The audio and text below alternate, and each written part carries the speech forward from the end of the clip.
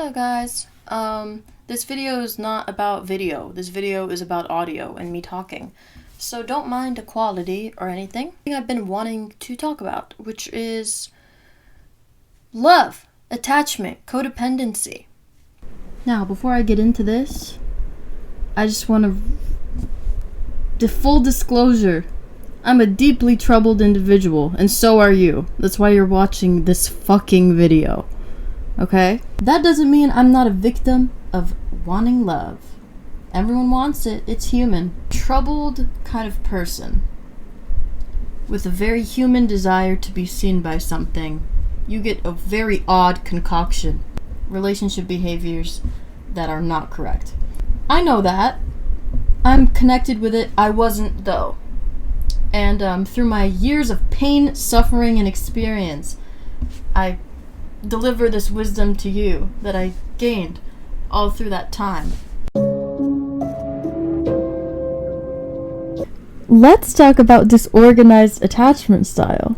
Before I was connected and understood myself within any sort of context or capacity, whenever I would find myself in a situation where I felt intimately challenged in any sort of way, I would begin my trials and tribulations, meaning I would put my suitors to the test, which, if we break that down and put it under a microscope, what that means is I would basically start harassing and terrifying them and attempting to scare them away. That's not very wise.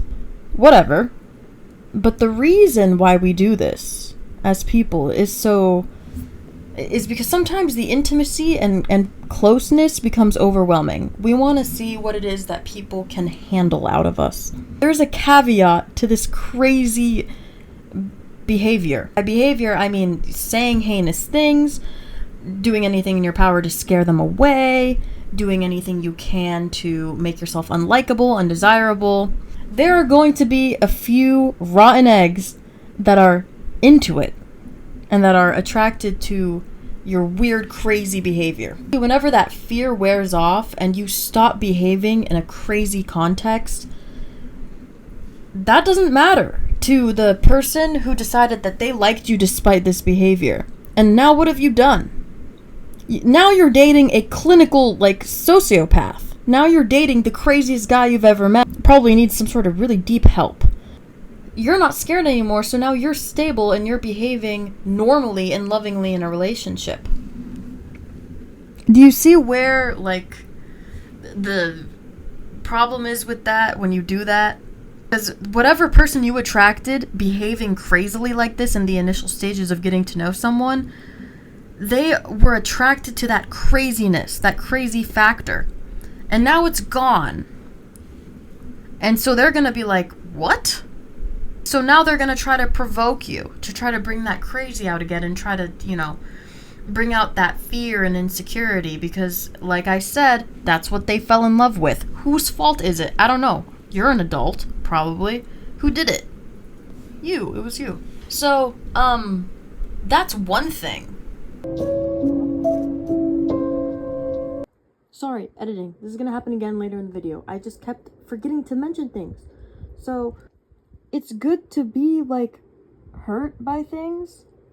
It's actually good to be hurt by things because people who are avoidant and find it very easy to disconnect from relationships and find it very, very easy to cut people off and act unbothered and stoic by everything are like that because they are incapable of loving something to, the fullest capacity in which their body will allow it. They're not experiencing love. Because, you guys know that saying, no pain, no gain? Basically, that applies to love. So, if you're not risking being hurt or being in pain by a possible heartbreak or a possible, failure of the relationship, you're not devoting everything to it. You're devoting maybe 60% at most. So don't be scared that you are, love things a lot. Because that is, like I said, brave thing to do, reflection of strength. Moving out of codependency and being anxiously attached How do you know you're moving out of that? For me, it was setting boundaries even if it hurt. I set the boundary, told them I loved them, was honest with my feelings, and cut it off for my own sake. What made it easier to start cutting people off is recognizing how cowardly it is that they are emotionally exploiting me. This person doesn't have the upper hand for, behaving in the way that they are. And when you recognize that, it makes it easier to walk away, easier to set that boundary. That's not to say that it doesn't hurt to walk away, though. It hurts unimaginably. That's proof that you gave it your all. And for me, when I'm in pain over something or someone, at the very least, no matter if I'm literally crying to the point where I'm getting sick, at the very least, I have the clarity of knowing I gave it everything. And I gave it my heart, and I stayed true, and it just didn't work out. That doesn't mean it doesn't hurt. Wait, I'm editing. Very important I add this in, though, because as I'm introspecting through editing the video, leaving hurts. Staying hurts more. Becoming a human garbage disposal for somebody else's projection and trauma hurts more than slamming on that block button. And you don't have to block the person. You just have to set boundaries and risk that relationship ending, or risk, your demand for decency and human respect.